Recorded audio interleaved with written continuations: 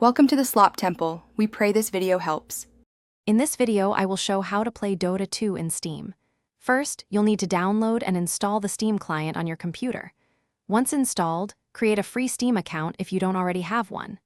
Next, open the Steam store, search for Dota 2, and add the game to your library.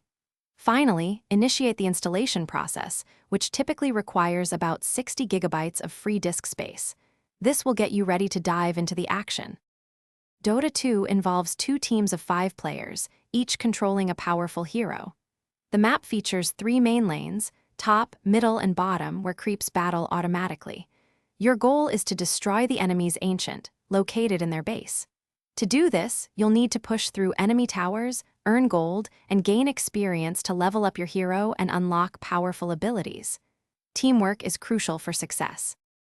Each of the over 126 heroes in Dota 2 has unique abilities and a specific role. Carries focus on dealing damage late game, while supports assist their team with healing and crowd control. Throughout the match, you'll earn gold to buy items from the shop.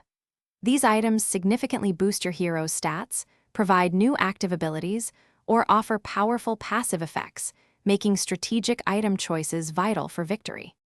To improve, begin by playing bot matches.